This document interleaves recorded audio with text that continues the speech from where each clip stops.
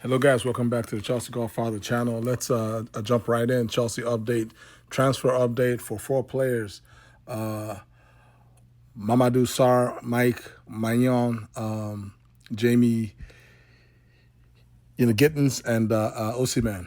Let's start with Sarr. Mamadou Sarr. That's the 6 feet four, center back from Chelsea's sister club. Strasbourg in France. It's basically a done deal. He's a left-footed. He could pretty much play anywhere across the back line.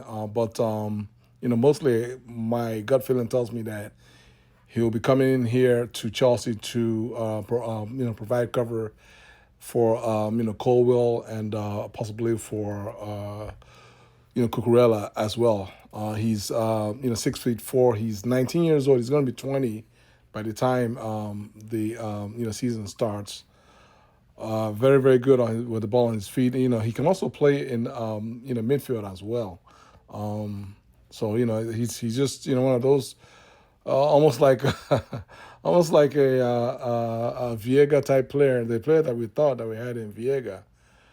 Who was working for us until he, woke up one morning in, January, and decided that he no longer wanted to play, multiple roles for Chelsea. He only wanted to play left, center back, so that he can help,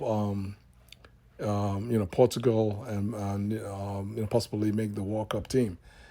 And it's worked out for Viega. He went out on loan. He went to Juventus on loan, played as a defender, and he obviously played for Portugal, and helped his country win the trophy, the UEFA Nations League trophy last night. So it's been a win-win for Viega, but not a win-win for Chelsea because Chelsea needs players who want to be part of the Chelsea squad and are happy to contribute. Understand that they're young, they're still need to develop, and are just willing to have faith in the manager.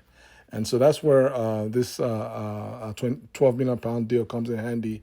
Transferring Sarr from Strasbourg over to Chelsea, it's a done deal.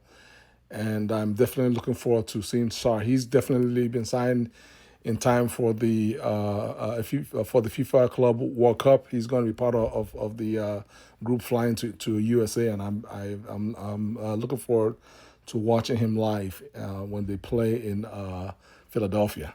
Let's talk about the next side. The next update. Next update is Big Mike Maignan, Big Mike.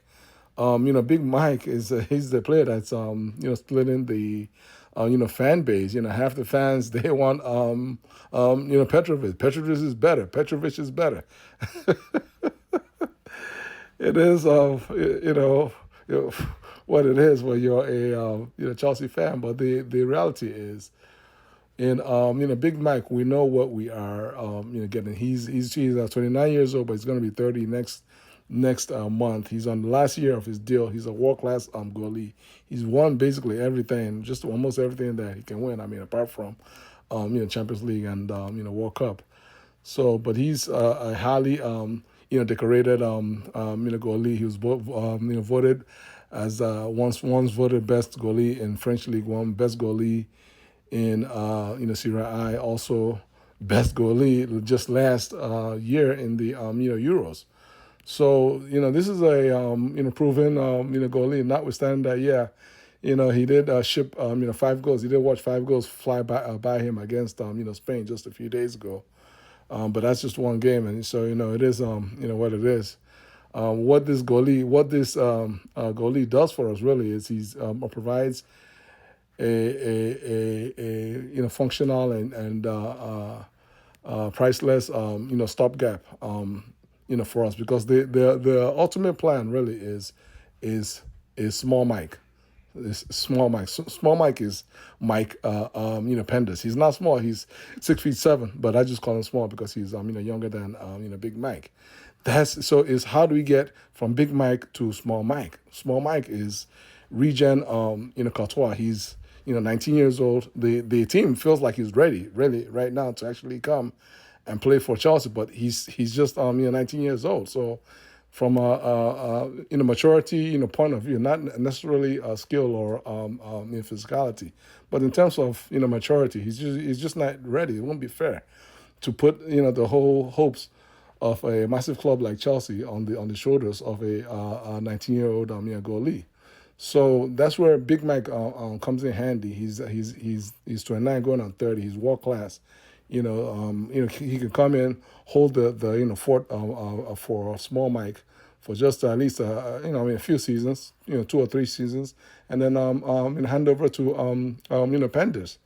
And so right now, based on the last reports, talks are still ongoing, today as we speak, and the whole idea is just to get, Maignan on the plane heading to USA.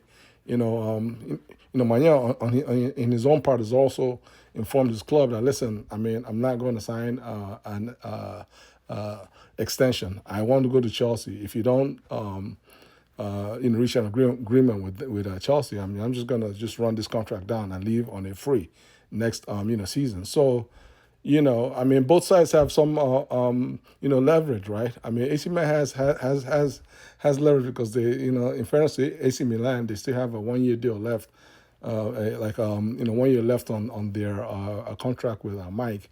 On the other side, Chelsea is like, you know what? We have 4 goalies. We just sit tight, and we just go ahead and collect Mike on a freebie next summer. So right now, the last offer from Chelsea, following the initial 10 million euro offer was the initial offer. But the Chelsea has gradually increased the offer to 15 million euros. Versus AC Milan's initial demand was 30 million euros. I believe they've come down to 25 million euros. So the likelihood, I guess we can see where this thing is heading. It's heading somewhere in the 20 million euro neighborhood, plus or minus, and the difference being add-ons. That's the difference. So it might be like 18 plus 2 or 18 plus 3 add-ons. Something in that's probably a number that might get this deal done. I'm fairly optimistic of Big Mike being part of Chelsea by tomorrow. And let's get on to the next player. And the next player is Jamie Gittens. Jamie Bino Gittens, left winger at Dortmund. This is a deal that Chelsea has been pushing hard for. This deal has been trying and see if they can get this deal across the finish line in time for the FIFA Club World Cup. Currently, Dortmund has reduced their demands, if you want to call that. Basically, they have valued the player somewhere between 42 million to 50 million pounds, and I believe Chelsea has him valued in the 30 plus million pound range. And so in the time being, both Chelsea and Gittens have pretty much reached a verbal agreement in terms of personal terms. So the only sticking point right now is just the transfer fee, right? And the question is whether is Chelsea desperate enough to have the Gittens deal closed up in time for the FIFA Club World Cup. That's the only question. It's not a question as to whether Chelsea wants the player. Chelsea clearly wants the player, and unless anything crazy goes down before or after this FIFA World Cup, Chelsea is ultimately going to most likely get this deal done this summer. But we Chelsea fans would like to see Gittens play for Chelsea in this FIFA Club World Cup. And obviously, keep in mind that in terms of our available left wingers, natural left wingers, we don't really. The only one we have right now, if you want to call, is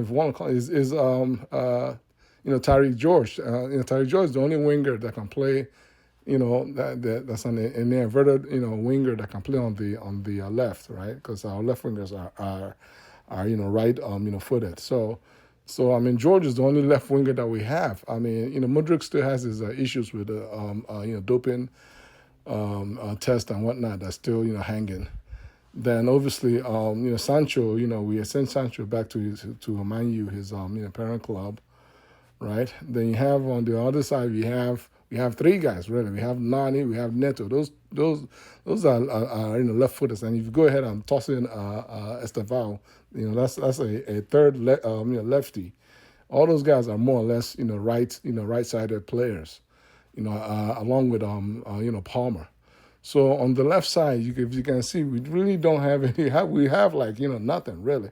I mean, apart from George, unless I'm missing a player. I don't know if I'm missing anybody. If I am, please feel free to drop a comment below. So let's keep our fingers crossed and try and see if we can get this Jamie Gittens deal across the finish line. He's obviously a player that we need. He fits Maresca's profile of just a killer. I mean, a player that has the skill, the pace, the mindset to just attack the box at will, to attack the defense, with his pace and his dribbling ability. So this is a player that we definitely need. And the price, in fairness to Dortmund, if the deal is in the low 40s, I mean that's that's a very good price.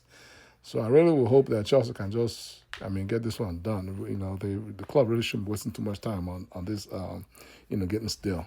But then last but not least is the story that just will never go away. That's the Victor Osimhen story. Like we all thought, we were so sure that Osimhen was pretty much done and dusted. He's on his way to Al Hilal. He's going to Saudi Arabia to achieve his dreams of being the highest paid footballer in the world. I don't know. The offer was almost like a meal a week. It was around like 800,000 plus bonuses of euros per week net. It's net. So if you gross it out in terms of taxes and all that, he's the real offer. The effective offer is over 1 point something million euros per week. That's what Osimhen effectively turned down. And the obvious question is, Osimhen, if you are turning this crazy money down, then why have you been wasting time? Do you want money or do you want to play in Europe? You can't have both, right? My guy, you cannot have both. You can only pick one. I mean, it is, sometimes in life you just can't get everything that you want. Yeah, I know you like to make a million a week while playing in Juventus, but hey, that's a pipe dream. It's not going to happen. So you have to pick one. You're going to have to pick one because in Europe, FFP is very real, and so this it's not whether they don't have billionaires or whatever that can pay the money. I mean the money is in Europe, but there's also FFP in Europe, and the FFP is what restricts the size of the wage offer that can be the wage package that can be offered in Europe, and so therefore, if you have now turned down the most expensive wage packet, I don't know if I've ever seen one that's more than this, right? Well, then surely you are willing to take a much lower money. So for me as a Chelsea fan, that means that Osimhen to Chelsea has to be still on the cards, right? It has to still be. Now, I mean, how much can Chelsea offer? I don't know, but it's a possibility. Yeah, it's a possibility. It's low, but it's still a possibility, and it's a possibility in consideration of the fact that the other striker that Chelsea is looking at is the €100 million valued a Kitike, Hugo a Kitike from Eintracht Frankfurt. If his valuation is 100 million, Meanwhile, Osimhen's valuation is 75 million, obviously because he only has 1 year left on his contract. Now, and obviously, we know what the main difference is. The difference between Kitike in terms of money, I'm not talking about in terms of ability, is that his wages, Kitike's wages are going to be obviously are low.